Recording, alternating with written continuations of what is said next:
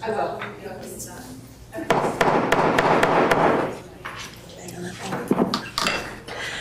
Good evening. Thank you for attending the regular meeting of the Board of Trustees of Little Elm ISD. Today is July 17th at 6:30 p.m. We'll now call to order open session in the boardroom at Zellers at 6:31.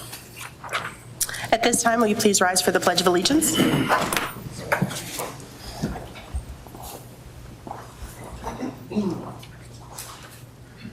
I pledge allegiance to the flag of the United States of America and to the republic for which it stands, one nation, under God, indivisible, with liberty and justice for all.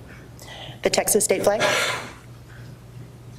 Honor the Texas flag. I pledge allegiance to Texas, one state, under God, one and indivisible. Thank you. You may be seated. At this time, we don't have invocation for this evening, so we'll move on to roll call. Ms. Padilla, please. Dr. Goldstrike. Present. Ms. Leanna Hardy. Here. Mr. David Montemayor. Here. Ms. Melissa Meyer. Here. Mr. Jason Olsen. Here. Mr. Alejandro Flores. Here. Mr. DeLeon English. Here. And not present, Mr. Dan Blackwood. Thank you, Ms. Padilla. We'll move on to approval of minutes. Do I need a separate one for all three? Okay, I need to get a motion for board meeting, regular meeting minutes on 6/19 and then the two special meeting. So moved. Do I have a second? Second. Any discussion on either of those? Okay, all those in favor, please raise your hand. Any opposed? Motion carries. At this time, we'll go into Superintendent Spotlight. Dr. Strike. Thank you, President Myers. At this time, I would like to invite Dr. Tony Tipton and Courtney Clover to come up and begin the presentation.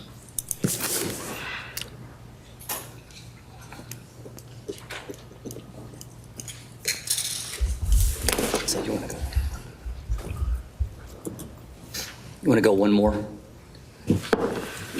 So tonight is a very special night for Ms. Clover and I, and I'm going to try really hard to keep myself in check tonight because this is something that we worked very, very hard for, and something that is very special for Ms. Clover and I.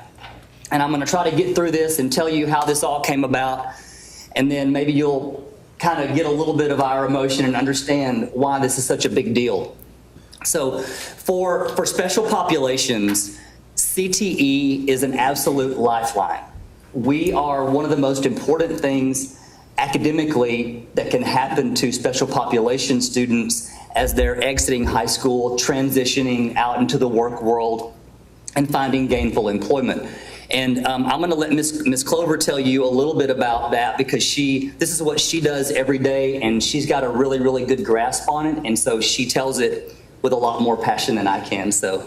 Okay, so actually at the last meeting when I got to be here with you guys, Mr. Flores asked a great question because he asked, recently he had been invited into our Vinomi Cafe that we had at the high school, of which some of our students with disabilities had been running. And so the question was, where's the Vinomi Cafe? Where are our kids? And I had explained at the time that Dr. Tipton and I were working on a really great project together that in the process of opening the Culinary Arts Center for next year, that we were in the process of for a couple of reasons, we had shut down the Vinomi Cafe. One was we had a group of students who at the high school at the time were working on some really prerequisite skills. We were really getting them ready to be out in that kind of work environment and setting.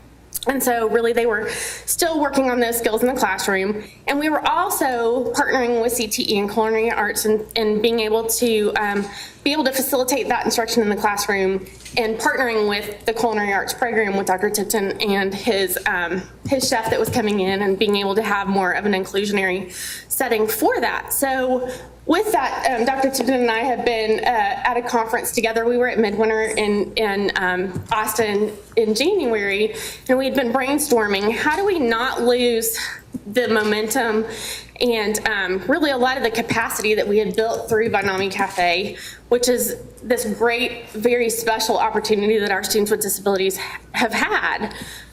But what do we do next that's really innovative to continue to push our learners? And really, we sat back and kind of talked and said, you know, at some point, you know, the Disability Cafe thing is it's great. But at some point we have to stop and ask ourselves, are we exploiting them for their disabilities? What's the next thing to do? And we really, really talk and value inclusion in the classroom. So we really want to partner and push inclusion on the job site. So that brings in the CTE piece. That brings us to the next piece. So the CTE piece is that through a 4-year program in culinary arts, the idea is to have intro all the way through practicum, where your upper level students are really gaining experience, they're gaining maturity, and they're running something. So they're being in charge of something. And so we're going to have the restaurant, of course. So we want our students to be in charge of the restaurant at the high school. We want them to be in charge of the kitchen, but we wanted to go further. And it was this moment that I'll never forget as long as I'm in education, probably as long as I'm alive. It was that big of a deal. So Courtney and I were sitting there together, and it was like somebody flipped on this light switch, and both of us at the same moment said the same words, almost exactly, why don't we do blank? And so the blank, that's where the announcement comes in, and that's where the drum roll comes in. And so if we, not really seriously. Yeah. But it's more fun that way. Yeah, it's more fun that way. So if we can advance to the next slide, we'll let you know what's happening here. So because of a donation that we're going to tell you about in just a moment, generous partners, Little Elm ISD is going to be the owner of its very own 18-foot custom food trailer in partnership with the Culinary Arts Department and Special Populations. And here's how it's going to work.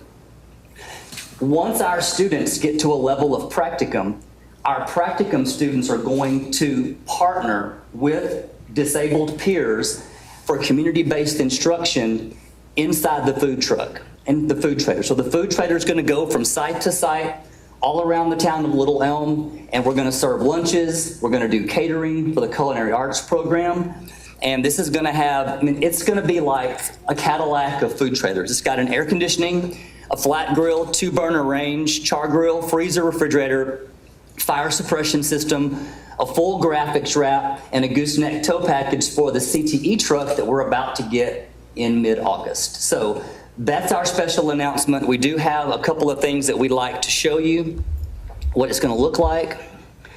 So we have partnered with custom-made trailers out of Houston, and here is a sample of 2 of the pieces that they've done. And you see that they have a full graphics package there on their trailers. Well, we're going to have a full color graphics package on our food trailer that looks something. Oh, the logos. Okay, so very, very important piece here. Casey Bain from Little Elm and Shane Singleton, one of our advanced graphic design students, have worked together to design the logo for our restaurant, which is going to be called The Table. And then the logo for the official logo for our food trailer is going to be called Table to Go. And so Shane and Casey worked really, really hard to design this. And we're going to show you next what the full-size graphic logo is going to look like on the side of the trailer once we drive it off the lot. And there is our custom-made logo. So we're going to have the Table to Go. You see you've got the gray with the paws behind it, and then made possible, 100% possible by a donation from Credit Union of Texas. And so before I bring up our CUTX guest, very special guest today, I would like to ask if anybody has any questions about our project. or comments? I'm excited about this. This is really exciting. I think as I'm listening to you, I'm thinking about the marketing piece of it now and how we involve that group of kids to market this. Absolutely. And so one of the things that we did in the very beginning, and this is just, there's so much to this story that I don't have time to tell, but I will take a moment to tell you this side of the story. When this idea came, Courtney and I, the light came on, we sat up together, we ran out of the conference room, and we started going and telling everybody what we were going to do. We didn't have any money, we didn't have any plan, we didn't have any timeline. We just knew that Little Elm was going to have a food trailer, and we knew what the concept was going to be. And it just unfolded from there. Well, then we started to think, oh my goodness, what is that really going to look like in reality? So what we did is that, without spilling too many of the beans, we asked our high school business marketing and finance students to write business plans for a food truck. So they did all the research, and they found out all the ins and outs and all the regulations and everything that we had to do and all the considerations, and they wrote business plans, which we then gave to CUTX for their consideration. And we met with them, we told them the idea. They want to establish themselves in our community, and they were so fast to get on board with us and want to be our title sponsor that it's just been an incredible journey over the last 2 months, 3 months, making this thing a reality. And now the MOU has gone through, and it's going to be signed tonight by Dr. Strike, and then everything's going to kind of go forward, and we're going to kind of chronicle this journey.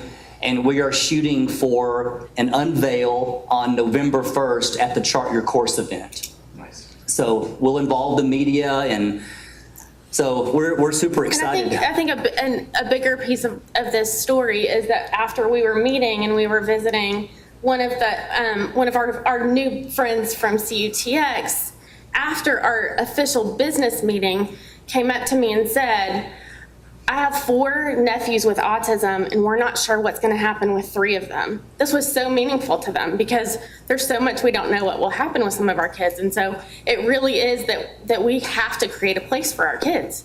And so this really is going to bridge a gap and start having, mutually beneficial for people without disabilities and people with disabilities to create environments that are inclusive, not just in classrooms, because it's beyond the classroom. So. All right. So without further ado then, if there's no more questions or comments, I'm going to bring up Ana Ortiz from CUTX, and I'm going to let her introduce the team that she's brought with her tonight.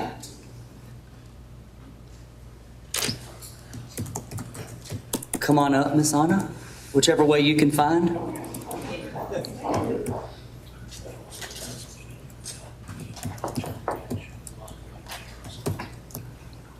So, Ms. Ana, I'll let you introduce your guests, and then I'll let you guys address the board and let them know kind of what your vision is and why you've gotten involved in our project and what you see it coming to. Awesome, thank you.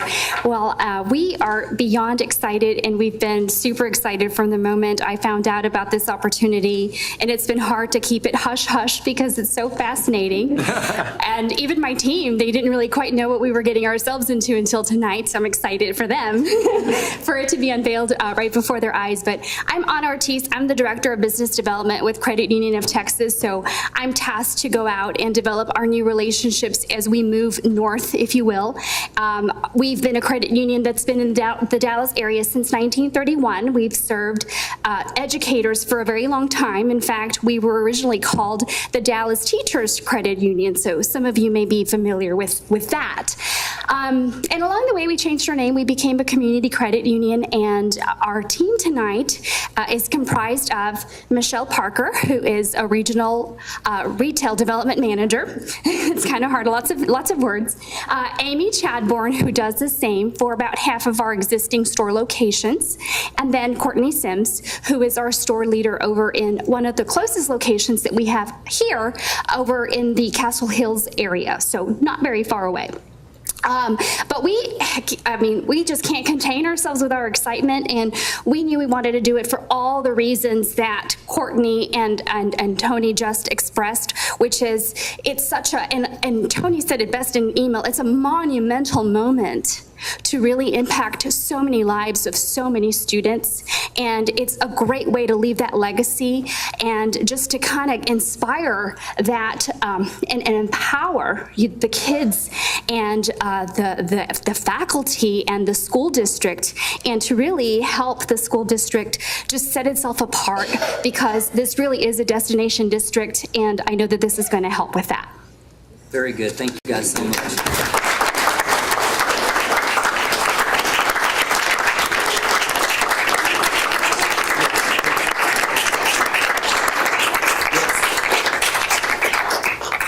Thank you so much. That's beautiful standing ovation. So Courtney just expressed or asked if I would be willing to say how much we're generously donating, and we are donating $31,000 at this inception to start and provide for all of the cost of the trailer and the wrap.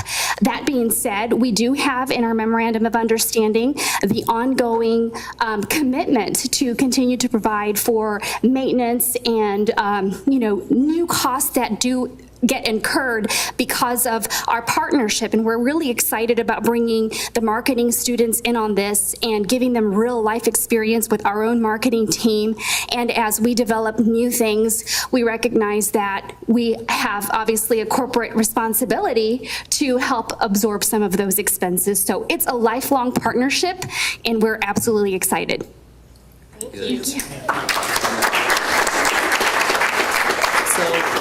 So, and on behalf of the Board of Trustees and Little Elm High School, Little Elm ISD, we have a very small token of appreciation for you guys to hang. Please hang in your lobby or hang in your office with pride as a partner award for us. But we know this is just the beginning of our partnership with CUTX, and it's going to blossom and bloom. And in the end, the ultimate winners are our kids. And I know, Courtney, you have some people you'd like to introduce as well that are here from your department.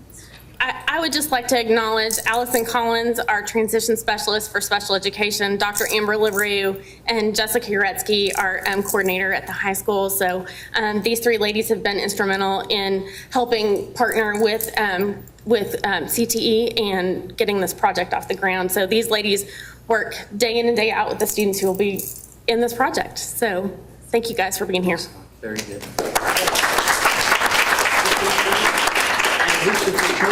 If we could, we'd like to get a photo with the Board of Trustees and Dr. Strike up here in front, and Miss Cecilia will kind of put us where you want us. Do you want to get the special ed crew to come up here too? So. Yes, if now's the time. I don't. Let's come around right here. Thanks. Tommy. Oh, you want us in the back? Okay, sorry. I can cover you. We can do whatever you think will look better.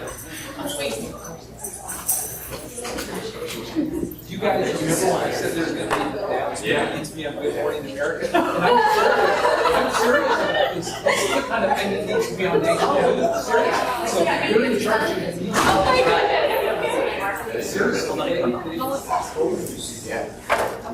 Tony and I are like.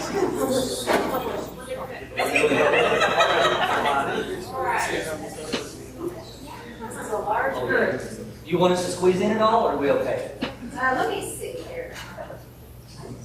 I would say I have my wide angle lens on, so we're good. Ready? One. You'll go first. Two. Three. 1, 2, 3. Stay right there. Y'all have to kiss everything. Yes. On this side.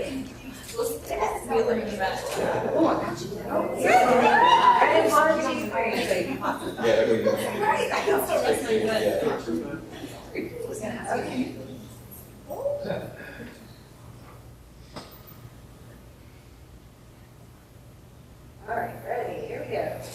1, 2, 3. One more. All right, we're good. Thank you.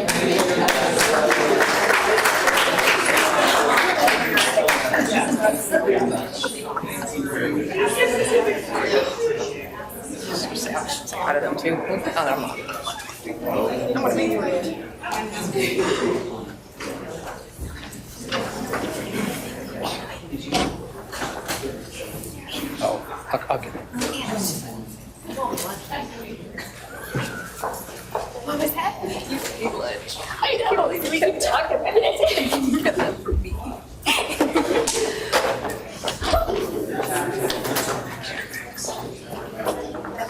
Hey, Dr. Tipton, you didn't point this out, but one of the things that we're after is raising the level of rigor and relevance in our district of our curriculum. And the goal for those sitting here is we want to be in quad D, is where we want to be. And that means we're at high levels analyzing, evaluating, or creating. And you think about this project, and as you come, and that's the thinking level, as you come across the application end, which is relevance, the high end or application of real world predictable situations, which they're going to encounter every single day, applicable to real world unpredictable. They'll run across things that they're going to have to solve, highest level adaptation that you can educate a student at, and this fits right on target.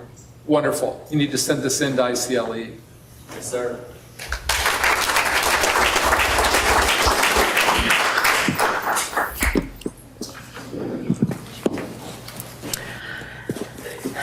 Excellent. Very, very exciting news. At this time, we'll move on to citizen input. Is there none at this time? Okay. Then we'll go back to you, Dr. Strike, reports of the superintendent. Thank you, President Myers. Would like to bring up our first professional learning update by Amanda Ball. And as Amanda's walking up, just want to let people know what an outstanding job that she does in that role.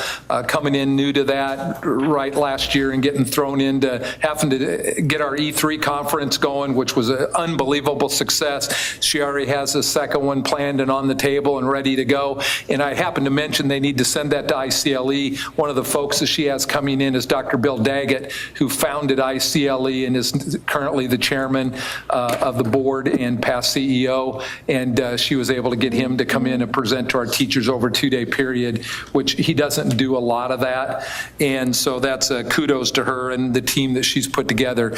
But she's a really a great professional with unbelievable organizational skills and talent. And so we're blessed to have her here. So I'm excited to see her update. Thank you, I appreciate that. We ready? Awesome. Good evening, President Myers, Board of Trustees, Dr. Strike. I appreciate the time that I have to give you guys an update over the world, the realm of teacher and student engagement, which includes professional learning and the advanced academics. And I guess he's getting my presentation ready for you here. Over the past year, as Dr. Strike said, I did come into this at the kind of the right before the planning part of E3. Are you helping? Oh, sorry. And my predecessor had done a little work on that, but that was an interesting part of that to come in on. And we were able to pull that off, and it was a great success. I'm really excited to see how this year turns out. I'm sure it's going to be great. And over the past year, our professional learning, our philosophy has really strengthened, and I think that it really supports our core values in the district. We believe that it's our primary responsibility to sustain learning among all educators. And that's not just our teachers, but that's our district administration, our campus leaders. And I think we've done a really great job in the past year to nurture that. And in order to do that, we have to have ongoing professional learning. We can't just have it front loaded. We have to evaluate our professional learning and make sure it's tied to student growth and student achievement in the classroom. And so this is something that we truly believe in, and we're working really hard to make sure that if we do see pockets of professional learning that feel like they're just checking off boxes, that we tweak that and make sure that it is tied to student achievement, and that it's job embedded when at all possible. And I think that what Dr. Tipton was talking about is that perfect example of how job embedded is. It's not only cost effective to have job embedded professional learning, but we all learn better when we're doing, when it's hands-on. So one of the things that I've been really focusing on lately too is trying to keep trying to maintain focus on what matters the most. And I love this quote, the main thing is to keep the main thing the main thing. And in our profession, that's student achievement. That's what students are doing in the classroom. And so if you ever start to stray from that, you just have to remind yourself that that's why we're here, is for students. And so everything that we do in our jobs, if it doesn't impact students in a positive way, then we have to make sure that it does, and we change that any way we need to. So I wanted to tell you guys what teachers have been doing this summer, and I think that it's funny that when I was teaching here that, there's this idea that teachers get the summer off, and, there may be 1 or 2 days by the pool, maybe, but I wanted to tell you what they've been doing this summer that I know of. So we started with Summer Learning Summit, and this is our 3-day professional learning conference that we hold here in the district. So we had 70 sessions over 3 days in this conference-style professional learning event, and 60 of these sessions were facilitated and were taught by our own teachers and our own campus principals and district admin. So some of them teamed up and taught together. Some of them, it was a campus principal and a teacher together. So that's amazing. And I know that I was heavily invested in as a teacher of the district. And I think that one of the things I struggled with was finding time to turn that learning around to my colleagues. And this event is an opportunity for teachers to show what they know, and to say, look what I'm doing in my classroom, you can do this too. So it builds that capacity. And in talking about job-embedded professional learning, this is a perfect opportunity for them to be able to kind of hone those skills as a presenter, but also to show everything that they're learning and practicing on a daily basis. So we had 300 teachers in attendance as learners at this conference as well. And so combined, they earned 3,539 continuing professional education hours. So that's great. And some of them are like, let me knock out that 12 to make up my comp hours, but most of them are just going to as many sessions as they can, and that was a great thing to see. So some other learning that's happening, we sent more teachers to AP Summer Institute than we ever have, and you're going to see why in a second. So we have some increases in some numbers, our AP students as well, but we sent 38 AP teachers to Summer Institute, so they each earned 18 hours of learning that's directly tied to what they're doing in their classroom. We have our AVID site teams. They went to Summer Institute as well. They created site plans for their campuses that support our Cornerstone District initiatives, and they were on fire. And they earned 19 and a half hours each of professional learning as well. And some of them are the same teachers that went to Summer Institutes and to AP. So speaking of the AP growth, remember last year when we handed out the checks for the 4s and 5s and it was all crowded in here? Okay, so in 2016, 270 students took 512 exams. This past May, 417 students took 817 exams. So we got scores on the 6th, July 6th. We got individual student data on the 10th. We've been disaggregating that data. It looks really good. So far, just like rough numbers, that payout increases, it's going up about $25,000. That's a great problem to have, but we're gonna have to rethink the banquet because we don't have any room here. So we're brainstorming some ways to do that. But that's a great increase, but if our students, if we're gonna make sure they're prepared, our teachers have to be prepared. So we sent a lot of teachers to AP Summer Institute, and we're gonna send some pre-AP teachers as well, because that vertical alignment piece is really important. I told you things were busy. So we've got teachers writing curriculum with our content coordinators. You can't have a guaranteed and viable curriculum without teachers writing that. So this is a great thing to see. You see science coordinator in the corner with teachers over here. If you've been down to our area, and I'm sure most of you have, you know that we're limited on space. So we make the most use of that as we can. And you'll have, somebody in a huddle room with 4 teachers writing, math curriculum one day. We've got different grade levels working on that, and that's great to see. We have 12 math and science teachers right now as part of the Texas Regional Collaborative. This is a really high rigor organization. They'll get over 100 professional learning hours as they're part of this, and they become an expert in their field when they do this. A lot of them go on to be instructional coaches or curriculum writers themselves when they do this. We sent 65 educators to the PLC conference in San Antonio. They all earned over 18 hours of professional learning and came back with great ideas to continue the professional learning communities on their campuses.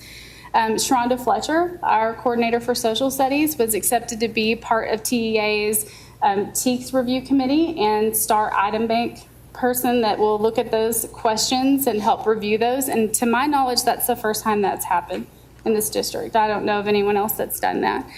And then personally, I was accepted into the Learning Forward Academy, which is an international professional learning academy, and got a scholarship, so the district didn't have to pay my tuition, so that was good too. And this is they're going to partner with our district over 2.5 years to help us solve some learning.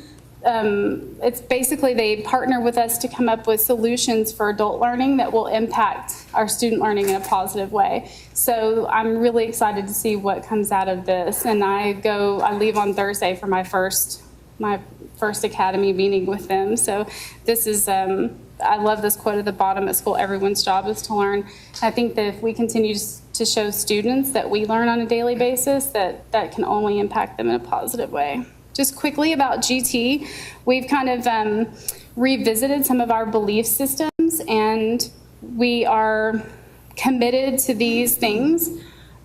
Gifted people make up about 3 to 4% of the population, and so we want to ensure that we are identifying every gifted child in our district. So we want to make sure that our systems for assessment and identification are that they support that process. So we are just maintaining that. We want to expand community involvement and make sure that we are communicating with our stakeholders to make sure that they understand what we provide for our gifted kids in this community. And then looking ahead, it's really not that far ahead, but I want to make sure that you guys know that you're invited to our new teacher orientation welcome luncheon. It'll be at the middle school on July 31st. That's the day that we thank all of our new teachers for picking us and start to show them that they made a good choice. It's our first day to say, thank you for choosing us, and this is why you chose us. And so that's at 11:30, and you'll get an invitation for that. I mean, it's just fast and furious. We've got nuts and bolts this week. Next week's admin launch. Then we've got new teacher. Then it's fall kickoff, and we're already back at it. It's a blur. And then, of course, you'll be invited to our second annual E3 conference. Do you guys have any comments or anything? That was really fast. Sorry. Thank you so much for your time. Thank you, Amanda. Next, we have Dr. Cindy Micka, and she's going to give us, off the last legislative session, an update of those bills, and it's quite a lengthy list, and one of the things that Dr. Mick is particularly good at is staying on top of them and taking and sifting them down. And she did a presentation for several individuals this morning as it applied to those laws and their particular areas of supervision, much more in depth. And she's provided you with all of those bills and how those impact. But she's going to highlight just a few of them tonight that might be things of interest to you, or you've read about them in the paper, heard about them. So, Dr. Micka. All right, thank you. President Myers, Dr. Strike, and school board members. It was a busy 85th session, and it's not over yet. The special session begins tomorrow, and there's some educational activities that we'll continue to watch there. I gave you in your board book a lengthy packet that was a summary of bills that are now laws that affect the area of curriculum instruction, assessment, and accountability. There are many more laws that come into play that would affect HR and finance, but these are the bills that particularly affect our students and instruction and what occurs in the classroom. And so it's a very lengthy list of new bills that have become laws that I gave you. Tonight, we're going to look at just 3 of those. Okay, yeah, y'all got that, and you were probably like, oh my, is she going to go over every single one of these? I did with the key district personnel today, and we went through every single bill and decided, what our actions were going to be for those. So, like I said, it was a very busy 85th legislation, and now they're here, and it's time for us to implement them. We have our new laws for 2017. So now what? And one thing we have to remember is that we talk about them as bills, but now they're laws. And so we will still refer to them as House Bill 2 or House Bill 22, but they've been signed into law by the governor.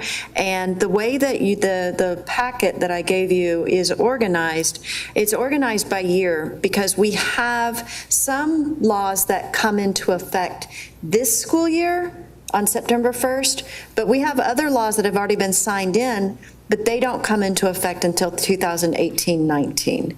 And then in the packet, they're laid out by year, but then they're also laid out by those that are for curriculum and instruction, assessment, and then accountability. So as you're going through your packet, you're going to find on pages 1 to 8 those that deal with the curriculum and instruction, pages 9 to 10 those that deal specifically with student assessment, pages 11 to 14 those that specifically deal with accountability, and then the last few pages are those that deal specifically with curriculum and instruction laws that will come into effect in 2018, 2019, but that we already have on our radar to prepare for.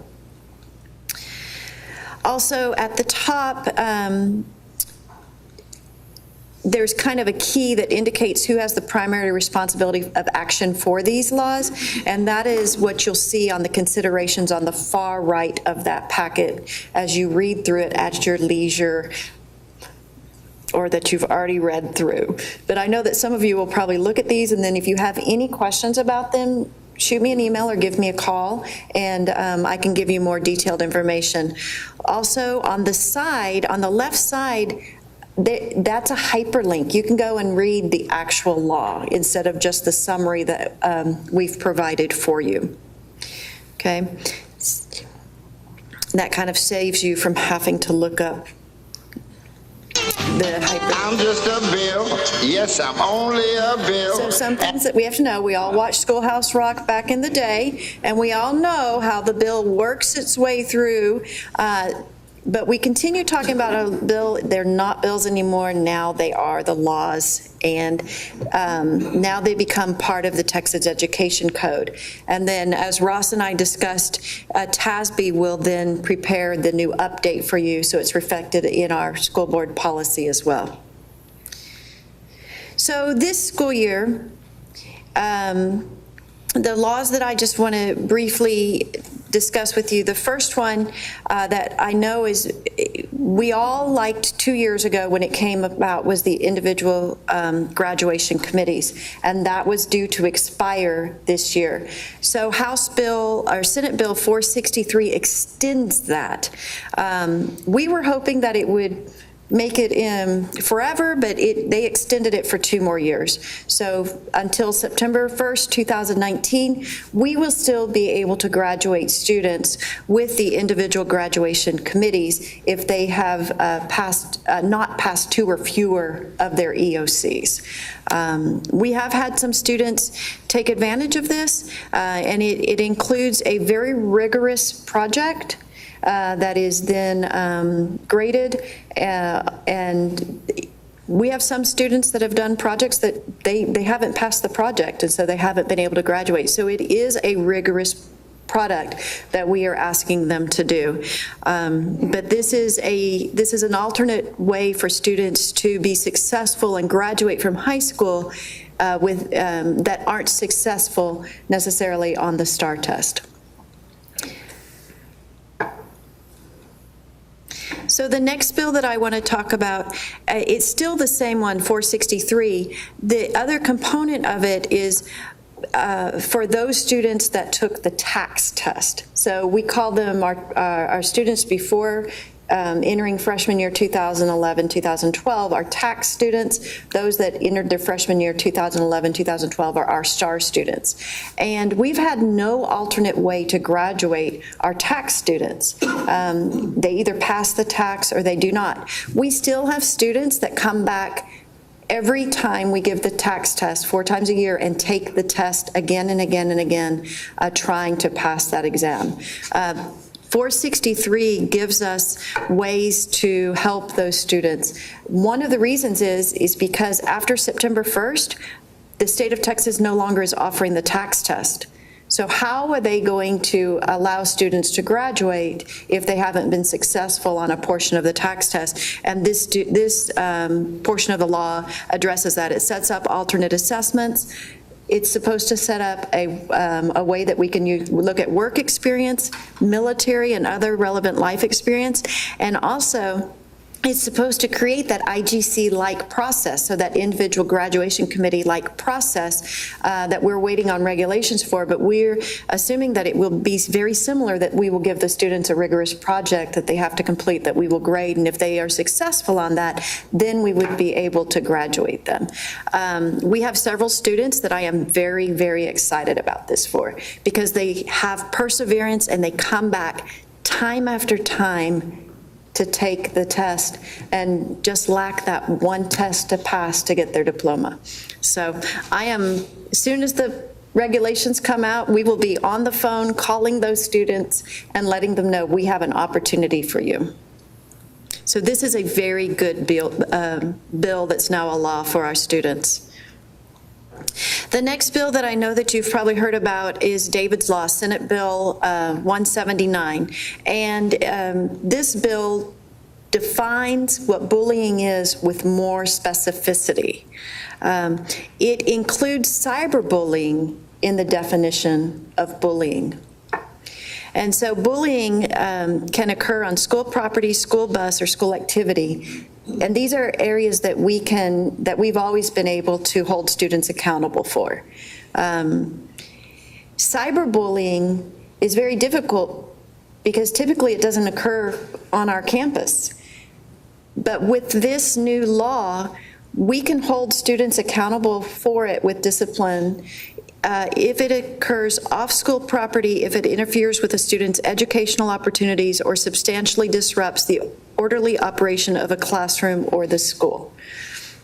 And so that's a really big thing.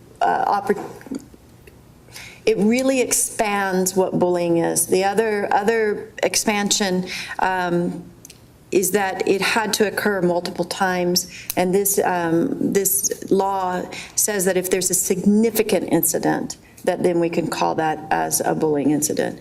But we've discussed it today during SLT, Superintendent's Leadership Team, and our regulations for how we investigate allegations of bullying is very, very tight and very thorough, and so we feel very confident that we will be able to meet the letter of this new law with how we currently conduct our investigations.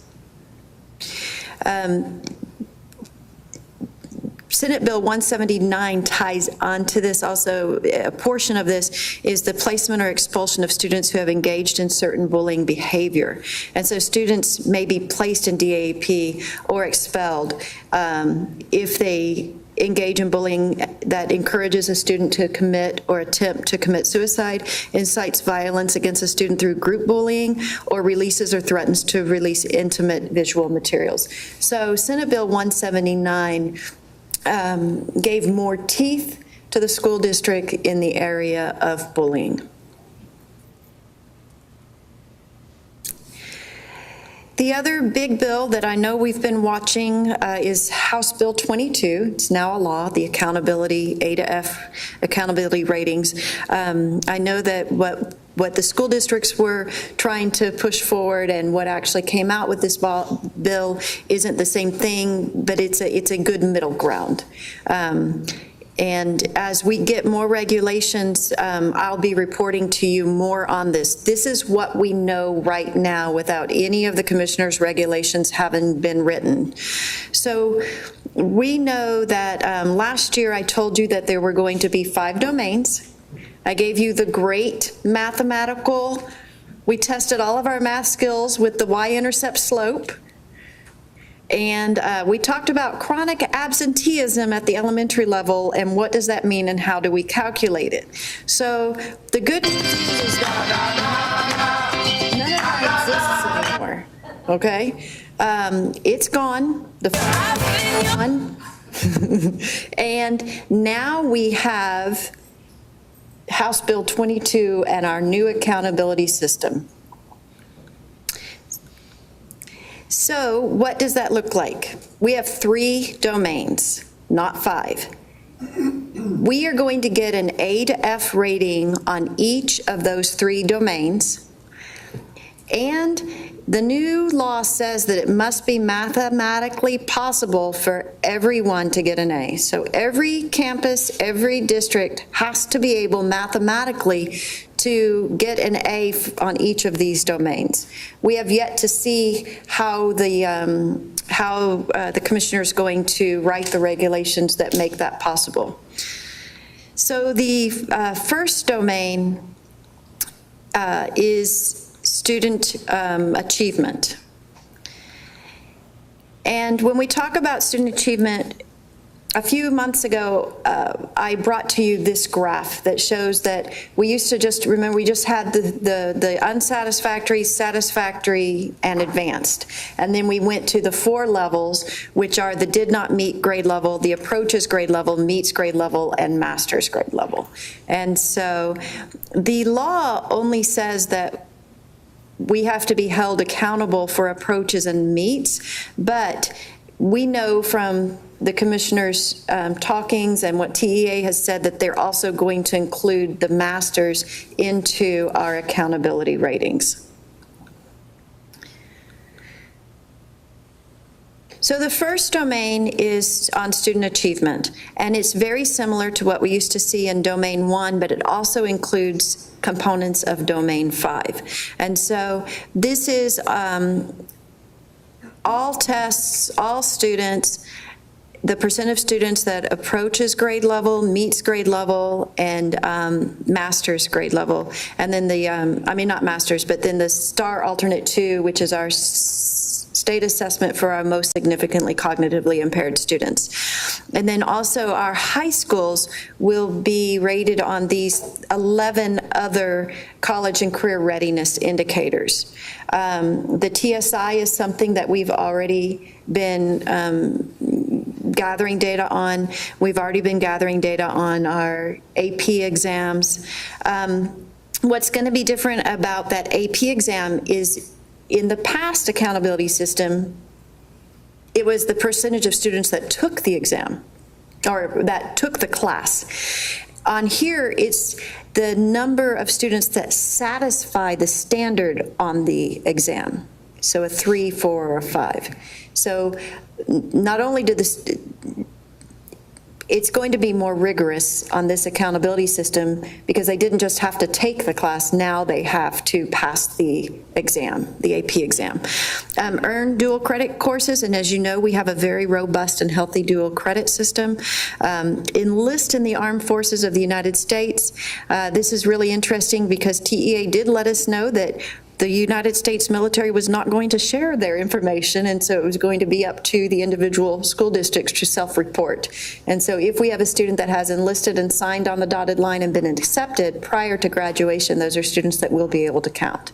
Earn an industry certification, and then are admitted into post-secondary industry certification programs that require a prerequisite. So that would be like an auto mechanic school or a welding program or something that's post-secondary. Are prepared to enroll and succeed without remediation into a IHE, an Institute of Higher Education, and those would be the students that are based, that are considered college and career ready based on the STAR assessments, and then are prepared to enroll and succeed without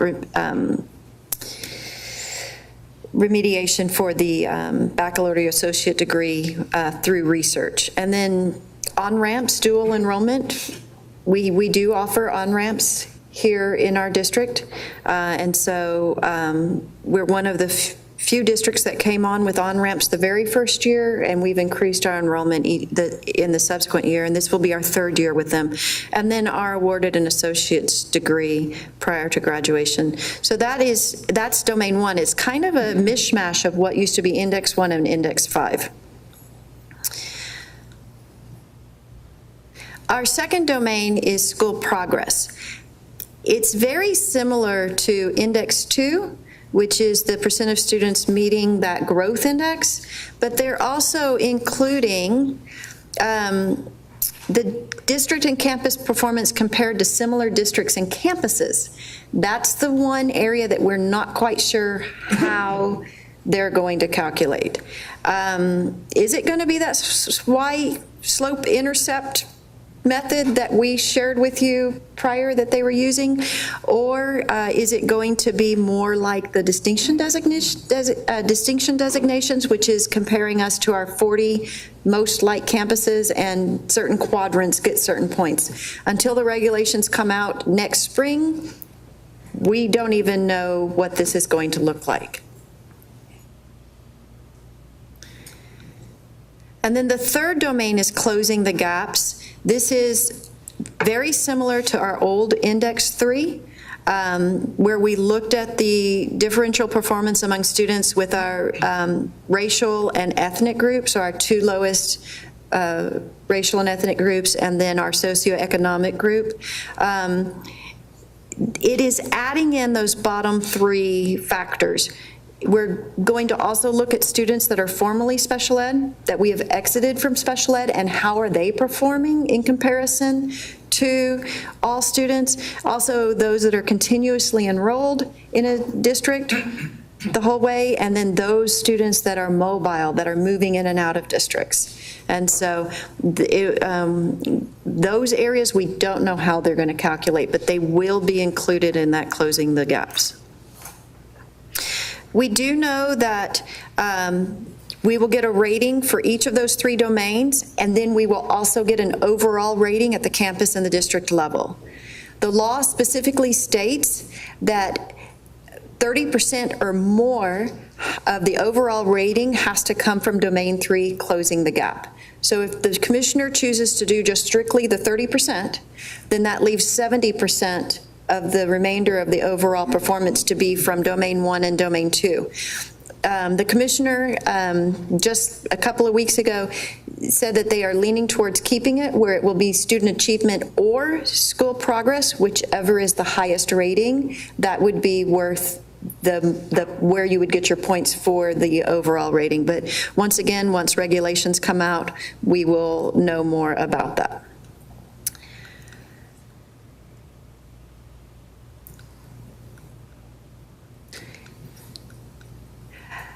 So what does this mean for us now? It's effective immediately for the 2017-2018 school year. So the assessments that we take this year will be included in the new accountability rating. The case ratings, the community and student engagement ratings, they were completely eliminated from the state accountability system, where we rated on school health, PE, fine arts, community and parent involvement, et cetera. Those ratings no longer exist. Our ratings that will come out in August 2018 will only be at the district level for the A to F. Our campuses for this year, 2017-18, in August 2018, will receive the MET standard or the improvement required. They will not receive an A to F. Using the data that they come up with that MET standard or improvement required, the following January, by January 1st, there's going to be another what if report released. And that is going to say, if we had given an A to F to the campuses, this is what it would have been, using the methodology that is laid out after the regulations come in. So, but the district will receive an A to F in the domains and an overall in August of 2018 for this school year.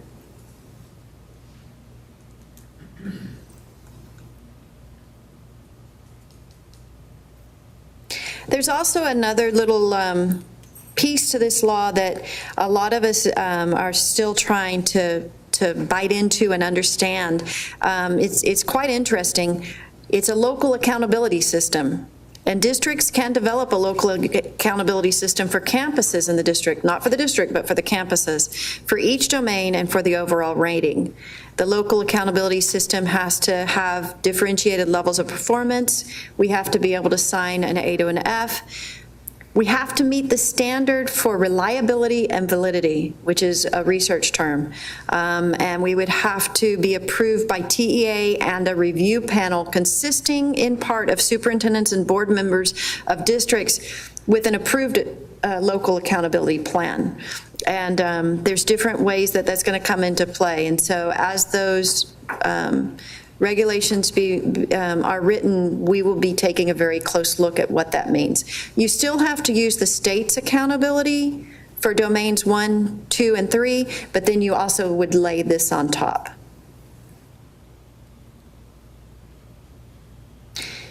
The most concerning piece there is that must be valid and reliable. And how do you prove that your accountability system is viable and reliable?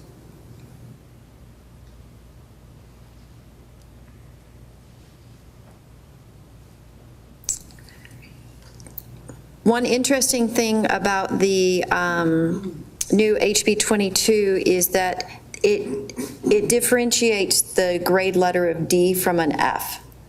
So an F is failing, a D is not. Whereas that wasn't differentiated in the previous domains that we had 1 to 5. Also, with the letter grade of D, the different interventions and sanctions can still occur. So there's just some very interesting things that have come about with HB 22 that have come into law. And so, like I said, the case ratings have gone away. It's completely repealed. We don't have to do that anymore. So those are the 3 laws that I wanted to highlight for you that have been the most in the news and that we have to take immediate action on or understanding of. But like I said, you've got quite a few other pages of legislation that affects curriculum instruction, assessment, and accountability. If you have any questions on that, as you're reading through that, just let me know and I'll be happy to answer them. But are there any questions that I can answer on these 3 specific bills or for you?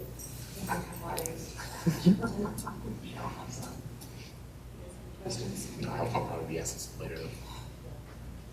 Okay, thank you. Thank you, Dr. Mika. And I just reiterate, Cindy really knows this stuff pretty much inside and out. So if you do have questions when you have an opportunity to get deeper into that material, don't hesitate to reach out to her. And if she can't get the answer right away, she'll promise we'll get back to you with that. Our next item under reports of the superintendent, Mr. Grant Anderson.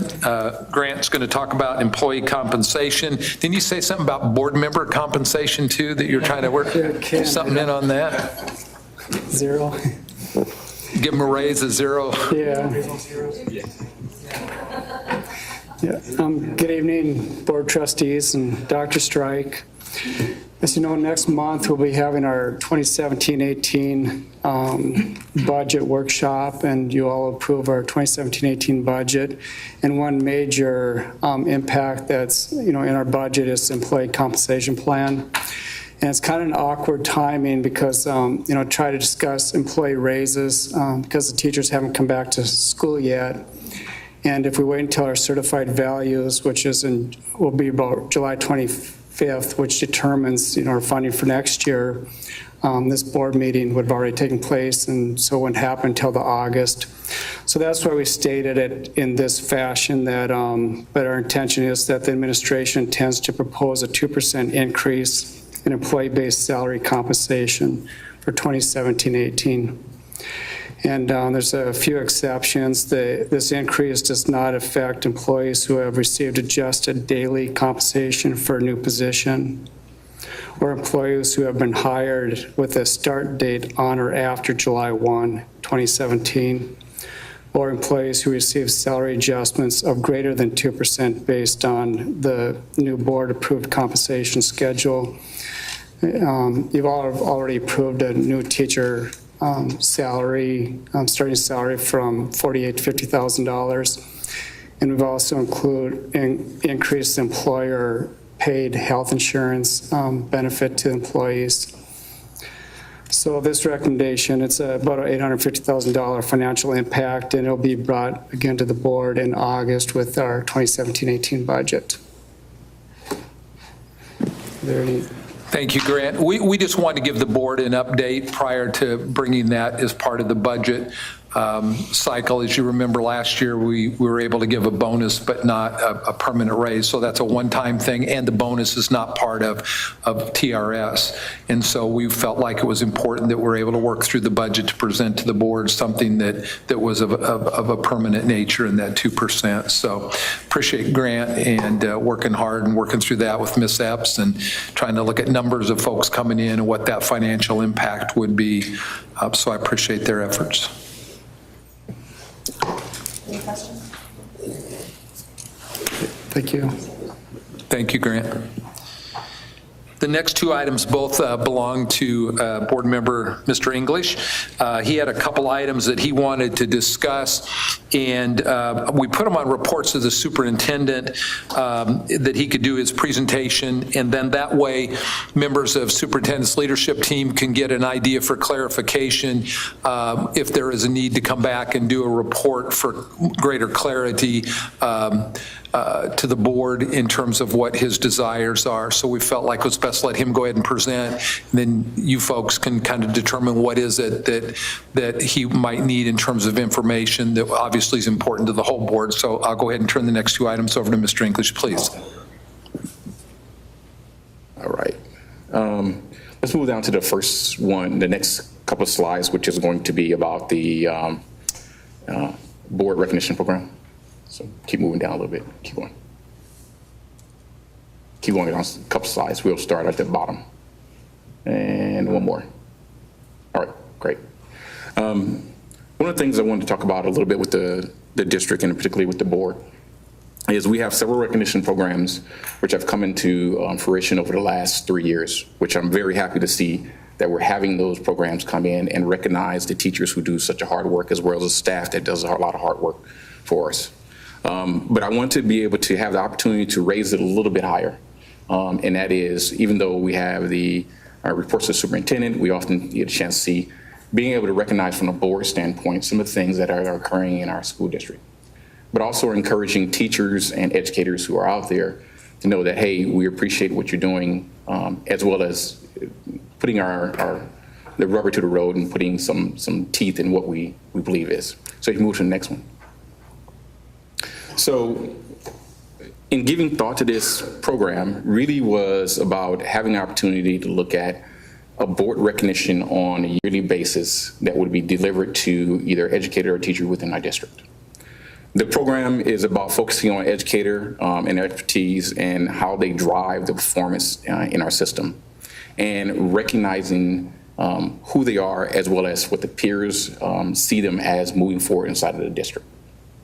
So the overall goal would be a board program, kind of like we see in some other programs, that would be a yearly board programming base. In other words, probably in a June or July timeframe, in which we would give the yearly recognition to a set of teachers or a group of teachers in the system, or as well as administration.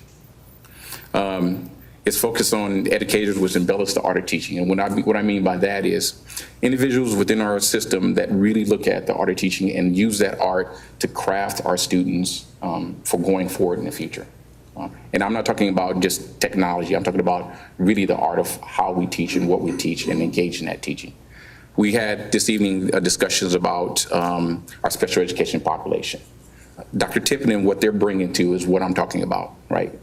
Educators and teachers who are out there and doing something very unique for our student populations, our particular student population, recognizing those individuals. The idea behind that is also should have probably potentially tiered. And the way we should look at that is we have 3 tiers, which of course is high school, middle school, and elementary. So there may be an option there to look at how we can potentially tier recognition among those different levels. And then rewards based on those levels are rewards based on the criteria that we have. And when I'm talking about rewards, there are financial incentive rewards, but there may be other rewards. Sometimes it's maybe a trip to somewhere. Maybe it's spa days. Maybe it's something else. But what I'm talking about is instead of just academically looking at finance, looking at an experience, right? Giving a teacher an opportunity. And we had talked about this a little bit before, I think it was last year.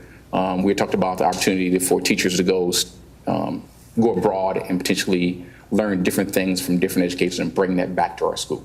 That may be an option, right? They may have an opportunity to go for a week to a different country and learn something and bring that back.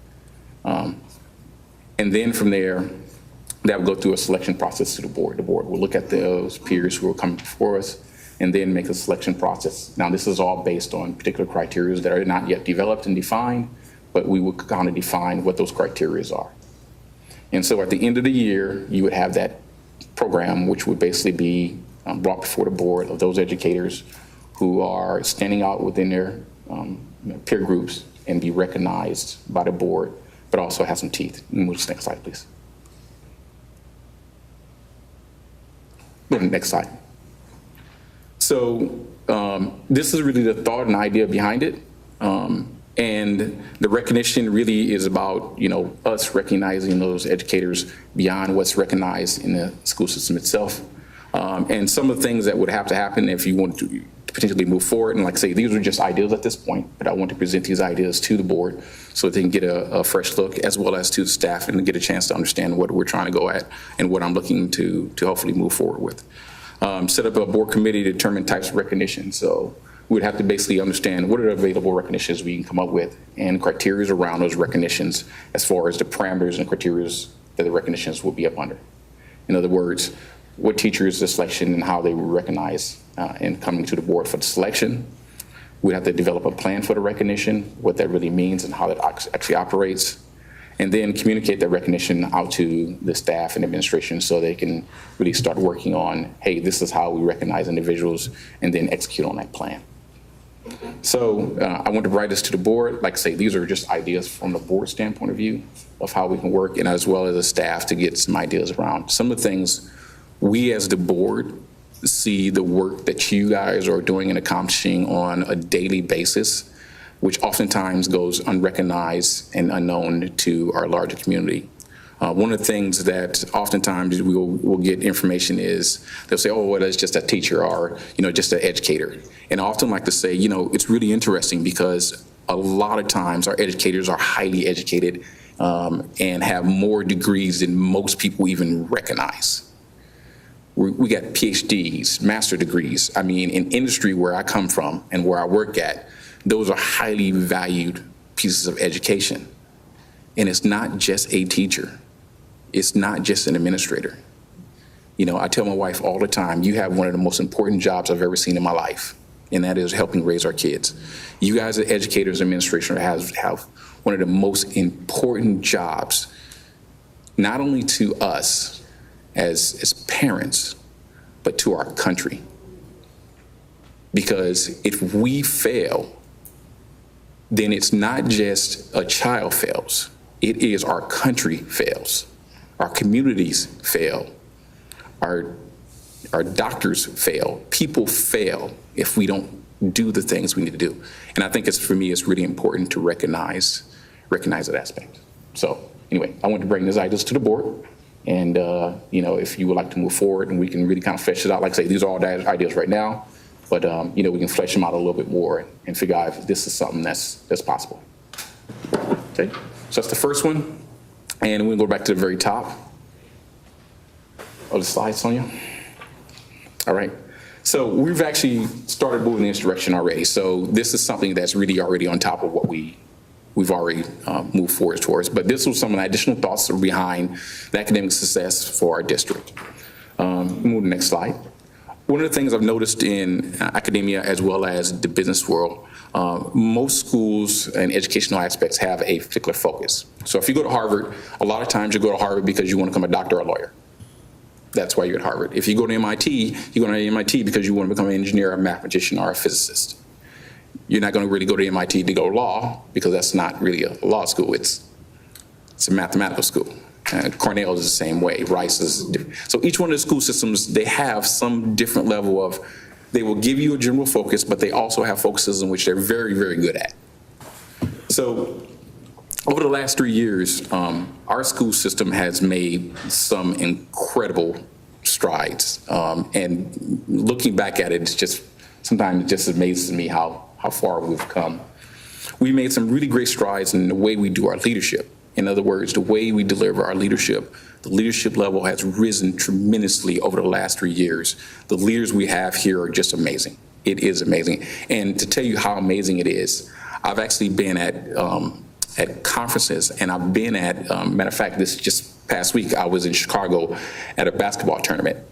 And I was talking to some people there, and somebody mentions, we were talking and said, what do y'all say? I'm in Texas. And we're in Texas. I said, Little Elm. She goes, oh, I've heard a lot of great stuff about you guys' school system over there. And this is just some random person just talking. So, you know, we may not know about it, but the word gets out a lot more than people realize. And so our leadership has done well. And financially, we've really done a really great job in what we're looking for financially.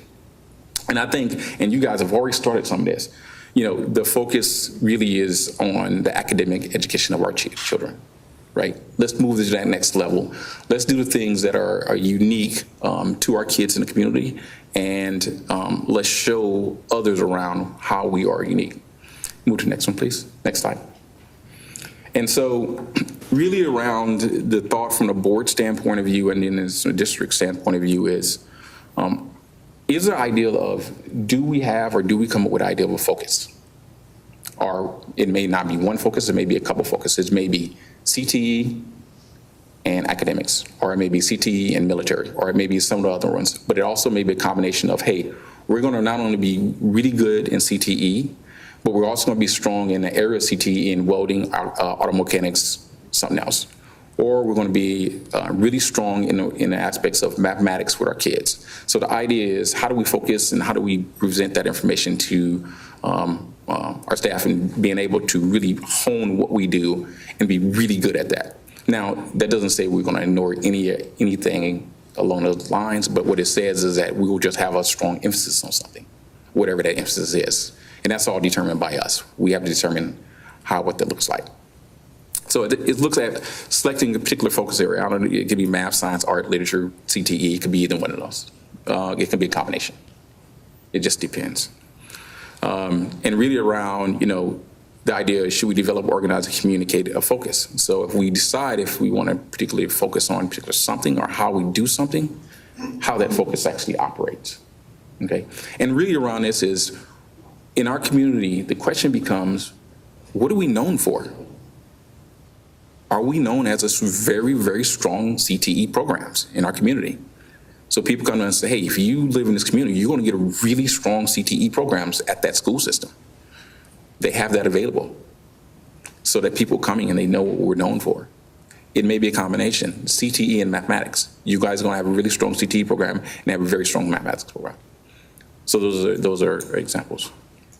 A lot of it is partnering with staff and community to help drive the focus. So whatever that focus may be, the intention of community, how we do it, partnering with our partners to understand that, hey, we have a very strong focus on something, and emphasizing and using our community to help us emphasize on those focus areas.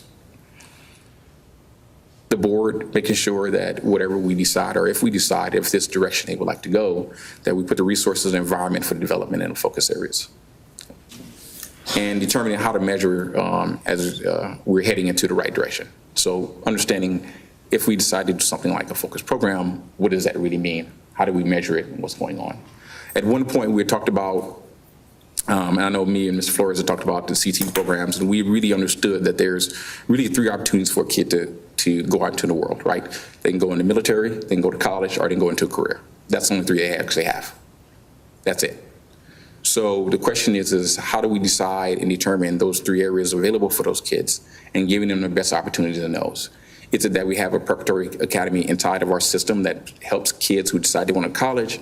We have the CT programs that we currently have now, and we have the JRTC and some of the military programs we had talked about, right? So that we know from a focus area standpoint, our kids are going in these 3 areas and we're helping them move in that direction. And maybe that's our focus, is saying, hey, we have these 3 areas, this is the focus that we have. And these are the strong programs we have. So move to the next slide, please. So recommendations going forward is set up board academic achievement plan and session for fall. And a lot of this sits within and coordinate what the things you guys are currently doing now.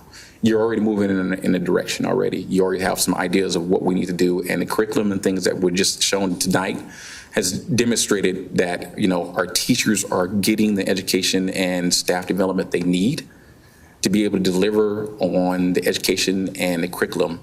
We have rigor relevance that's coming apart. So these things are already kind of in place already. So this is more from a board standpoint as well as staff, just some ideas. And like I say, this is all at this initial stage, but I want to present that. Working with staff and understanding focus areas on the curriculum, on figuring out the impacts of staff budgeting, student population, other areas of impact, determining feasibility and options for academic achievement. And once again, we talked about, college entrance, CT, and military careers. And from our standpoint of view, from a board standpoint of view, understanding what the focuses could be, what we could develop, how they develop as we go forward. What do we want to be known as? What do we want to be good at? And picking what we want to be good at. I call this shot selection, right? When you play basketball, players have shot selection. They're good at particular positions on the field, and they may only position 2 or 3 positions on the field. So when you pass the ball and a player gets in that position, you pass the ball to that player because that player is extremely good at that position. And then they make the shot, and then you have a higher chance or percentage of winning, right? If you try to shoot up all over the place, then what happens is the shooter percentage goes down because they can't shoot from every position on the field, right? This is the idea behind it. Like I said, I just want to give this to the board. And this is all about thinking about the future of Little Elm, okay? This is about, hey, coming up with ideas that help us continue to move us in the direction that we're going now, in the path that we're going now, which is completely upward swing. And as you've seen over the last 3 years, you guys as a board, your staff as a board, you guys made some really great decisions. And I can't be thankful enough to be a part of some of these decisions that are made behind it. And I can thank you for that. So with that, I close and want to say thank you for the opportunity and time. All right.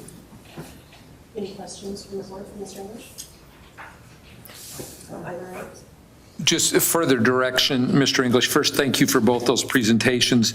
I would think maybe appropriate on the first item, and that's going to have to be done in a workshop type setting, and so that can be strongly board driven as to when you want to do that workshop in the fall probably. And then I think it could even be part of that same workshop.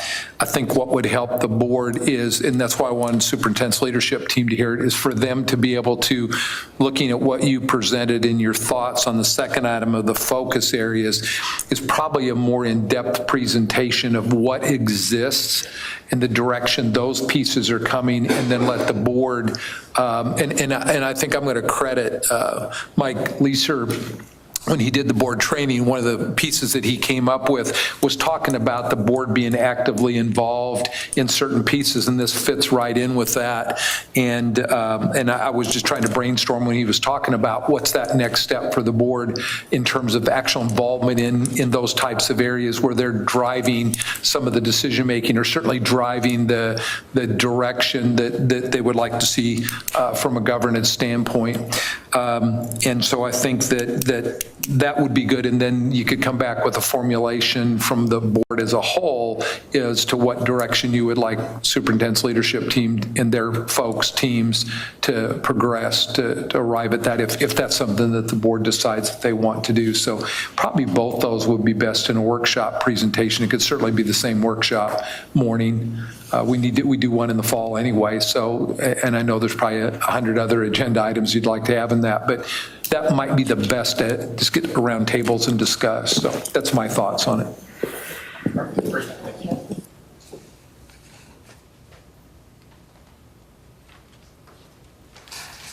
And our final superintendent's report is our first quarter 2017 growth report. Mr. Reeves. Thank you, Dr. Strike and President Myers, members of the board. Just wait for it, I guess, to load up there.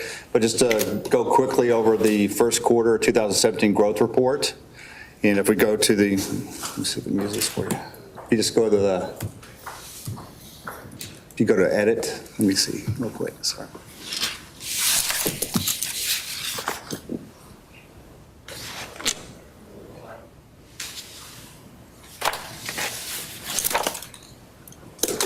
I think I could do it by memory, if I can. So I believe you have the report in front of you. But if you look at the second page, it talks about the unemployment rate is going up, it ticked up a little bit for Little Elm. It matches that. Oh, great, thank you. Seems better. I don't have to remember, thank goodness. So the unemployment rate went up a little bit in Little Elm to match that of the U.S., still below that of the overall in Texas. We are still seeing a lot of good job growth in the area, and also home sales and home starts.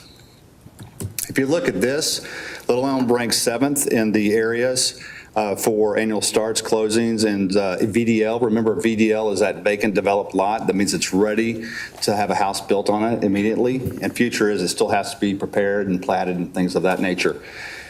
If you notice, that number includes the age-restricted development of Frisco Lakes. So when we look later at a chart, you'll notice there's a difference in the number of starts and closings, and that's why, because the latter one does not include the age-restricted Frisco Lakes. So this chart is interesting because it's somewhat counterintuitive. It looks like we're slowing down a little bit on our starts and closings, but in reality, we're not. If you notice, everywhere around, we're building.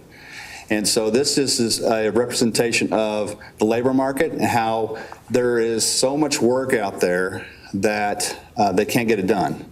And so you could try to pay somebody extra, they couldn't do it. They have work lined up for a year or 2 years down the road. And so we're seeing costs creep up a little bit, especially for that transportation facility we'll be bringing to you shortly. And so we're seeing some costs going, so we're trying to get that done sooner rather than later. But that's just the nature of where we are right now in the market. This represents the housing overall. You notice that the green area is sort of the active subdivisions. You notice that in Hackberry, South Prestwick, and Oak Point, as you've seen in our earlier reports, those same areas are growing. This just shows annual closings, the vacant developed lots, future lots. Most of those are all in those areas that we discussed. Oak Point, Prestwick, Hackberry, and I will bring up Valencia on the lake, which impacts, I think, Ms. Carr over at Lakeview. And so that is starting to come up as well. This is the other chart that I was talking to you about. If you notice, this represents those starts and closings, without Frisco Lakes. And so you notice that there's still a lot of future lots for those that are not in the age-restricted development of Frisco Lakes, which means that we are going to see a lot of students come from these areas. These represent the major zones that we're seeing activity: Hackberry, Oak Point, and Prestwick. So that's it in a nutshell, very quick, but we are still growing very fast. We have put portables in that came today over at Oak Point, so we are seeing that'll help alleviate some of that growth over in Oak Point. And so the board also 2 years ago rezoned Preston Lakes from Hackberry to Brent to alleviate some room for them for that area that we're seeing a lot of growth in. So on that, I'll answer any questions. Just one quick question. Yes. Are we having to run a route through Valencia for the school year already, or? There are a couple of homes up in Valencia, so yes. So we already have? Yes, it's starting. Yeah, actually, I was up there. They actually go through by Frisco Elementary School, I think, to get there. Yes. So. Any other questions? Thank you so Mr. much. Reeves. Thank you, Mr. Reeves. All right. At this time, the board will recess into closed meeting in PL1 as permitted by the Texas Opens Meeting Act, subchapter 551.072 and 551.074 at 7:54 p.m.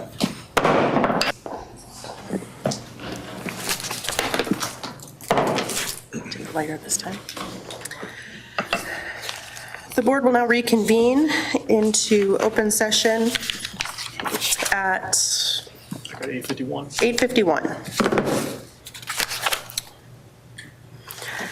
So at this time, we'll go into consent agenda. Are there any items that anybody would like to pull from consent from the board? No? Then I need a motion to approve consent agenda as is. Do I have a second? Second. Any discussion?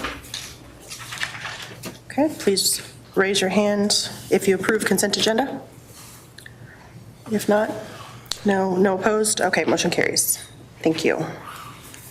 All right, next up, action items. Discuss and approve Little Elm ISD contract summary report. Mr. Anderson?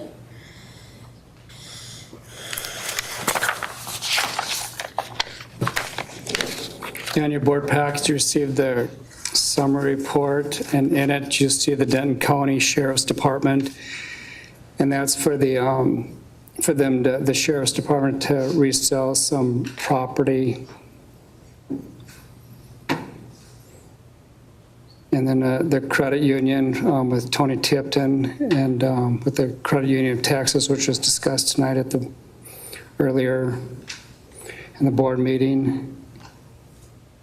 And then Dr. Pepper Bottling Company, we're just asking for a one-year extension for that contract. That's a district-wide Dr. Pepper contract.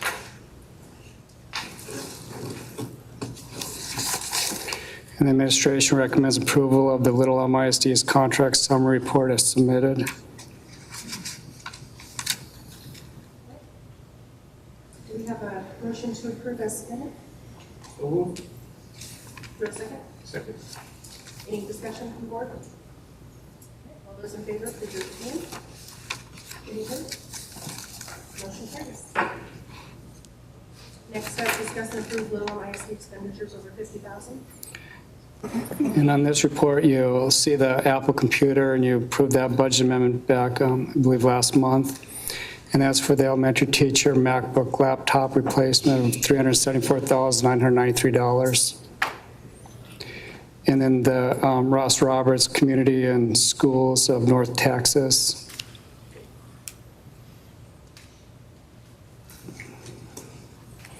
And that contract's the same amount as prior year at $66,000. And the administration recommends approval of the Little Elm ISD expenditures over $50,000 summary report as submitted. All right, do we have a motion to approve as submitted? So moved. Do we have a second? Second. Any discussion? All right, all those in favor, please raise your hand. Any opposed? Motion carries. Next up, discuss and approve act on agreement for purchase of attendance credits, Chapter 42 funding. Mr. I Anderson? think it's C, it's the interlocal summary. Oh, I skipped right over that. I'm sorry. Okay, discuss and approve Little Elm ISD interlocal summary report. Okay, and on this, we have two interlocals. One is with the Rockwell ISD, Carolyn Tarver, and our child nutrition. And that's a $6,000 contract to have a shared service with them. And then the Texas Department of Public Safety with Cleota Apps, release of driver's license and identification card records. And the administration recommends approval of the Little Elm ISD interlocal summary report as submitted. Do we have a motion to approve as submitted? Do I have a second? Any discussion? Me. Sorry. Any discussion? All right, all those in favor, please raise your hand. Any opposed? Motion carries. Next up, discuss and approve act on agreement for purchase of attendance. Did I just skip it again? No, attendance credits. I can't read this evening. Yeah, this has to do with our classification being Chapter 41. And I'll read through this, and it gives 5 options that the board has. And we're going to ask you to choose option 3. The provision of Chapter 1 of the Texas Education Code limits the wealth per student in average daily attendance to $514,000 on the compressed tax rate and $319,000 $100,500 on the local enrichment tax above 6 cents. And wealth above these limits results in classification as a property-rich district and the need for a district to reduce its wealth per student.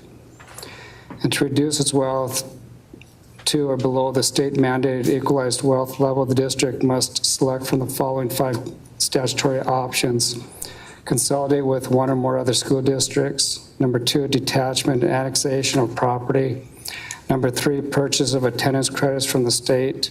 And number 4, contract of education of non-resident students. Number 5, tax-based consolidation.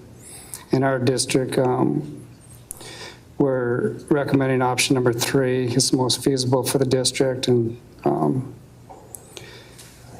for next year, this year, we're the state declared us to be Chapter 41, but we didn't have any recapture. Next year, we're estimating about $500,000 to be recaptured. So the administration recommends the Board of Trustees approved the 2017-18 agreement for the purchase of attendance credits, netting the chapter from our Chapter 42 funds.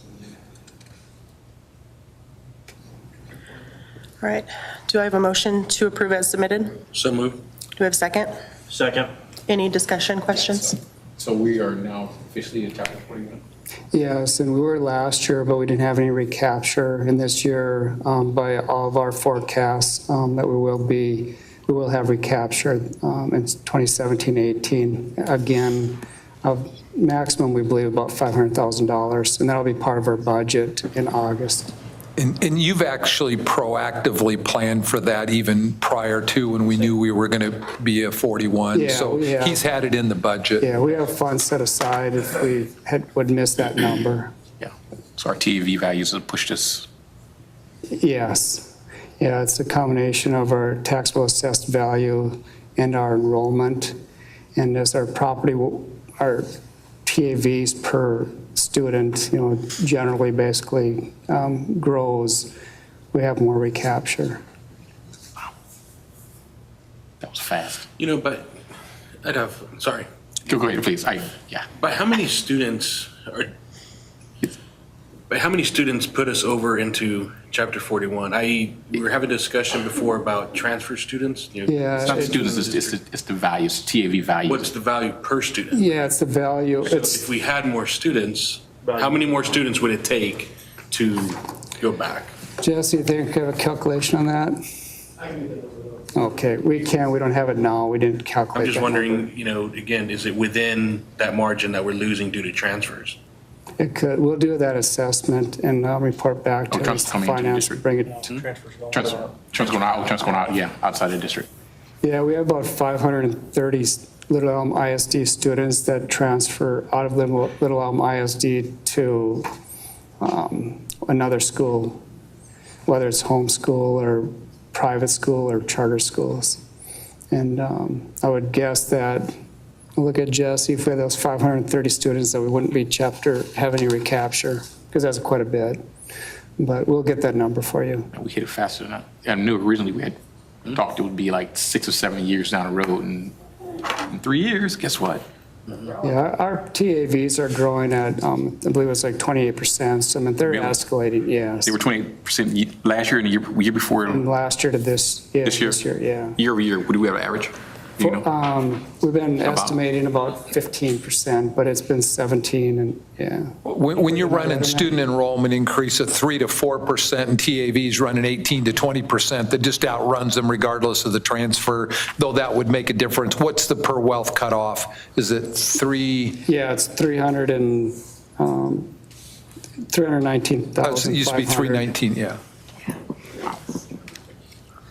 So you could take 319,000 times 500 students, and that would tell you what extra. On one level, yeah. But again, it's the fast TAV growth versus the student growth, while we're fast growth not at the rate that the TAVs are growing. Yeah, I think it has a lot more to do with that TAV value increasing. Yeah, I think that margin can go in fast. I mean, that just. Well, like I say, if we weren't doing it 17% on average year over year, we'd be, if you drop that down to 9 or 10, we'd be fine. But at 17, it's just too much. Yep. And then we had, 28% you said last year? Yeah. This year? Was it that high? 28%. 23 or 24. Now, it is also all based on Austin's average, right? So That's where It's just- the rate gets set. The cut is what the wealth per student is in Right. Austin IS. Right. But Austin's, our growth is probably higher than Austin, so. yes, no, it is. Yeah. They're losing. They're losing students, right, actually. exactly. Yeah. Which means it goes down, yeah, and ours go up. Send them back to No, if they're Austin. losing students, that would actually make Yeah. their average go up. Yeah, it Which would forces help us. that average up because they are losing Right. students. And part of it is property values in Austin Yep, are reaching a point where some people they're moving outward. yep. Wow, interesting. All right, we have a motion and a second. Any further discussion? All right, all those in favor, please raise your hand. Any opposed? Motion carries. Next up, discuss and approve set date, time, and place for public meeting on budget and proposed tax rate. Yeah, and for our, the administration recommends approval of the August 21st, 2017 at 6 p.m. at the Zeller Center for Learning and Leadership. As the date, time, and place is set to conduct the public meeting to discuss budget, proposed tax rate, and recommend the following proposed tax rates. Our maintenance and operation, $1.17. Interest and sinking our debt service fund, 37 cents, with a total tax rate of $1.54.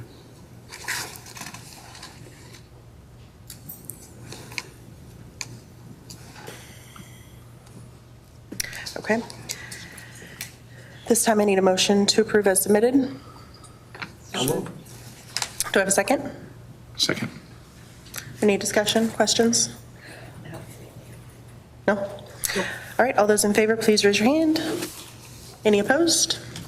Motion carries. Discuss and approve financial reports. This here's our May 2017 financial report. And the budget amendments include all amendments through July 2017. And there's really no major budget amendments. You'll see the fund balance analysis you see every month. That right now our budgetary fund balance is negative $3,721,468. Take effect now. Or contingent on. And this is our financials. Our initial budget was $61.6 million. And our proposed amendments for this month is about $5,695. So we're at $64,851,191 in estimated revenue. And again, our 77% of our appropriations is budgeted at the campus level. Our appropriations, our initial budget was $61.6 million, and after the proposed amendments, if you approve them tonight, will be at $67,072,659. And again, our deficit is $3,721,468. And we believe once the audit is completed that we'll have some savings that will bring that number substantially down. Our general fund budget to actual summary realized as of May 2017, our total revenue, we've realized about 86% of our estimated revenue. Expenditures realized about 79%. And the other use that was transferred to the high school was $1.5 million for the renovations done this summer. And we're netting a positive about $383,000. And our cash flow as of May 2017, our beginning cash and investments was almost $59 million. We've used about $4.7 million in cash, and our ending balance is $54.2 million. Our two capital projects that we have going on right now is the high school renovation. We've expensed about $11.8 million to date, so there's $9.6 to be expensed. And then the transportation operation facility, we have budgeted $4 million. We've spent $429,000, And so our total project estimate is $25.5 million. We'll be discussing, and we have discussed in the finance meetings with Melissa, Jason, and David regarding the transportation cost, and that will have to escalate to get that project completed. Most likely it'll be around $7.5 million to $8 million.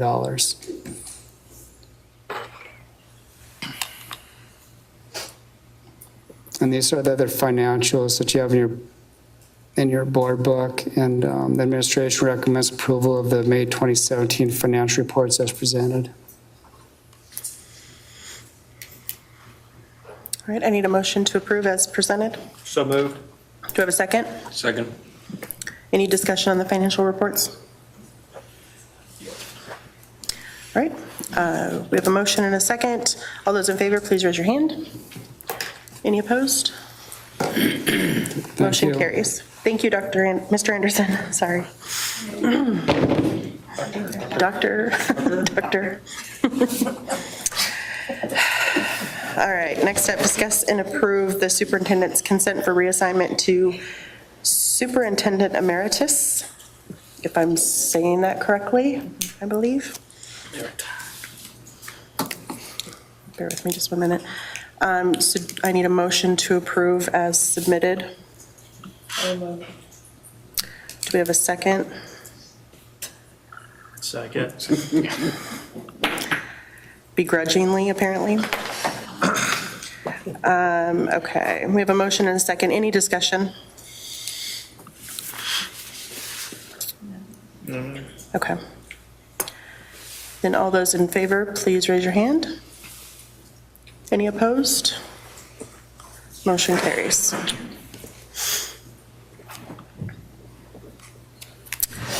Next up, discuss and approve delegation of authority to negotiate superintendent contract to the board president. Thank you. Do I have a second? Second. Any discussion? All those in favor, please raise your hand. Any opposed? Motion carries. Next item, discuss and approve loan finalists for superintendent position. Madam President, I move to name Daniel Gallagher as the lone finalist for the position of superintendent for the Little Elm Independent School District. Do I have a second? Second. Any discussion or question? All those in favor, please raise your hand. Any opposed? Motion carries. Congratulations. Congratulations.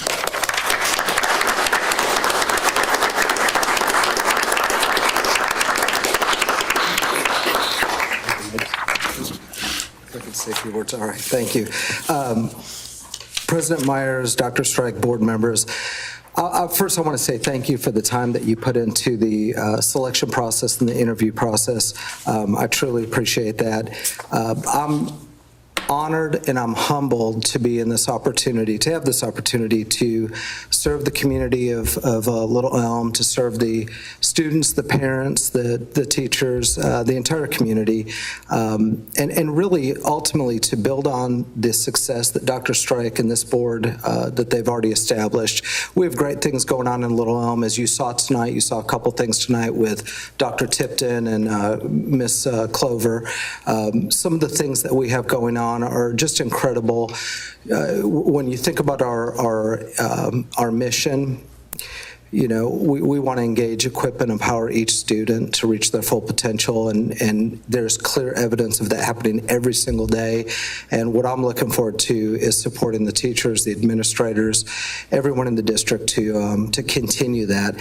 And ultimately, our vision is to be the destination district. And I'm confident that we're on our way to be the destination district. And again, to have the opportunity to work with the board to continue the work that Dr. Strike has set in front of us, I'm just thrilled, humbled, and honored. And again, thank you for this opportunity. Thank you, Mr. Gallagher.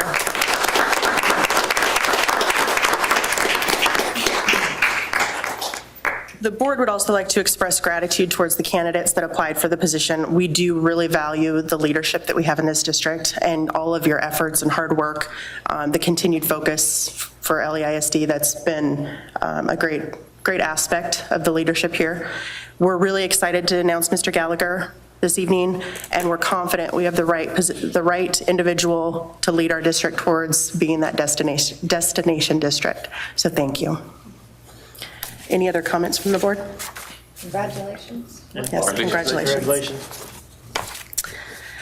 At this time, we'll move on to board president comments. I only had a couple of items that I wanted to put on everybody's radar.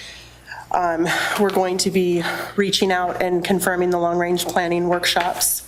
You may have already gotten an email from Ms. Badia. Just wanted to reiterate the dates, the 7th and the 10th.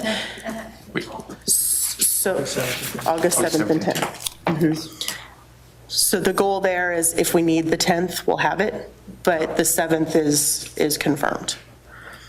Mr. Anderson will be out that week, I believe, but he'll have information for us, and we'll have that to walk through that evening. What was the time frame on that meeting? 6:30. 6:30. Correct? That's up to the board. It's up to you. Yeah, I think 6:30 would let everybody get there on time. Okay.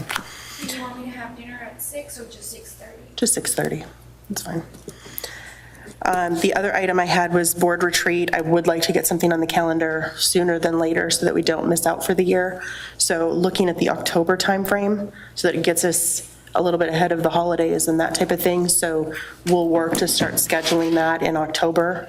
And if Dr. Strike, if you can kind of help Ms. Badia look at some open times, Mr. Gallagher as well. Look for open times that'll work for everybody. And then we can communicate that out. On the board retreat, we were looking at, and just keep this on your radar, but board operating procedures finalizing. Mr. Blackwood had student representative. Yes, for the board. We were talking about the 2 items that you brought up, Mr. English, tonight. So it may be a full packed retreat. So we might want to look for a Saturday that had a little more time available. Saturday in October? Yes. Okay. At all. Every Saturday, UIL. Oh, in October. Yeah. So we might have to do an evening then. Yeah. Or Sunday. All right, those are those are during the Cowboys game. It will be at 3 o'clock. So that's all I had. So I'll open it up to board comments. Mr. English, you want to start? No, it's been a great year. Look forward to us getting back for the school year. I know some of the teachers everybody's getting ready, but I want to thank Dr. Tipton and everyone else for what you brought and presented to the board. That's really exciting news. And Mr. Gallagher, congratulations. We look forward to working with you and administration, and thank you very much for what you're doing. And that's it for me. Mr. Flores? Yeah, I'm sure we're all going to say the same thing, so ditto. Mr. Olson? Shorty. I'll ditto. Mr. Montgomery? I will add that, going through the interview process really made me very happy and excited about the future that we have here. I mean, we have great, like you pointed out, we have great leadership. I know that we continue with that leadership, but then also that leader will have the support necessary to keep all these initiatives going and to make the improvements necessary and keep that going forward. So, I would like to thank Dr. Strike for what he's done, and even in the hiring, which, I'm sure looking back was probably with the mindset of hiring the right people in place to take over and continue on with what you've started. So I want to thank you for having us in that position, and to thank the people that are here, to continue that on that path. Ms. Hardy? Literally what he just said. So thank you guys. Congratulations. Thank you for those who participated. I can't believe we're already here. I thought this would be a lot longer. But just kind of as an official, I think Dr. Strike is going to be the Grand Poobah is what we decided instead of Emeritus. I can't say that, so we're going to come up with a fuzzy hat or something, make sure you go away and you don't ever forget us. But yeah, the biggest gratitude for everything that you've done. So, and I know it's going to keep going, so yay. Dr. Strike, comments? I think mostly just applaud the board for having the faith to do an internal search. And I wouldn't say just the faith, but the wisdom. So many times, and I see it in so many school districts, that when they make changes, the culture just craters for a period of 3 years or so, sometimes 5 before they come back out of it. And to be able to stay inside with folks that really have the core values of the district at heart, have the mission of the district at heart, have the programs that are put in place. Too many times in education, we're so quick to change programs and we don't ever give them time to work. There's always an implementation dip when you put something in play. And we're coming out of a lot of the training you heard Amanda Ball talk about. As you build that capacity, it's usually year 4 that when you start to come out of that dip, when you put things in play, and that's true in corporations as well as education. And I think by providing it, really what you did, whether you realize it or not, I think has provided consistency and stability for our staff and faculty, because it isn't a matter of, okay, now what's going to happen? They know that things will move ahead and leadership styles are different, and that's good. That's okay. But I think that stability in the direction that is going to be that message sent by the leadership that will step into this role, and also the support leadership that's already in place, people will just be able to just move forward. It just has a different leader. And David mentioned it, that whole idea of succession planning is that you bring people, you hope, again, whether it's in the corporate world or education world, you bring people in that have the same philosophy and the same heart. And with our case, it's a heart not only just for our kids, that's number one, but you also have to have people in place that have a heart for the faculty and the staff and the people that are working so hard. And I'll talk a little bit more at convocation about this, but I think it speaks very highly of this board, that without a doubt, every member of this board has one focus, and that's what's doing best for every child. That's why I use the word every, that there isn't a question that from the 7 members of this board, what you care about is every child, regardless of his or her background, their ethnicity, their skill sets they bring to school, the lack of skill sets they bring to school. You want every child that when they walk across the stage and receive a diploma that has the signature of the board president and secretary and superintendent on it of this district, that we did everything possible to provide them with the best education they could get. And I've felt that from the first day in this district to this day, is really, which will be my last as superintendent, most likely, assuming the lone finalist moves through. I just applaud you for that. But I also know, because I hear you speak of it often, the love that you have for teachers and the recognition that you give for what teachers and principals and the times you've complimented the staff here in Zellers. You recognize this is not easy work. It's very difficult work, and for those that have family members that work at some level within an education system, that hits more at home. But what I feel good about is those that don't necessarily have those folks. You have that same heart, and realize without great staff, without great support staff, our paraprofessionals, our principals, central office leadership, that's what impacts those children that you love and care about. And so I think when you treat them, we're finishing up a book study that basically deals with treating everybody as family. And we've kind of had that family theme. And when you throw something out like that, you're always open to criticism. It's like, well, they didn't treat me like family. Well, we try and get better every day at what we do. And I think that you guys live that every day, and it shows up in the type of people that we want to bring to this district to make a difference for kids, because I know what your mission is. And as the lone person in this room right now that works directly for you, that's my job, is to make sure that I support what's in each one of your hearts. And so again, take that full circle back to having that faith and wisdom to stay inside, because you really benefited our children by that decision. Whomever you would have chosen within that applicant pool would have done the same thing. And so I guess as a person heading out, and I thank you for that caring heart. and from top to bottom, I've not been around a board that has that much internal feeling for the children. In every board, people, they care about kids, but yours is deep. So thank you. All right, at this time, I'll take a motion to adjourn. Do I have a second? All those in favor, please raise your hand. Any opposed? Motion carries 9:21.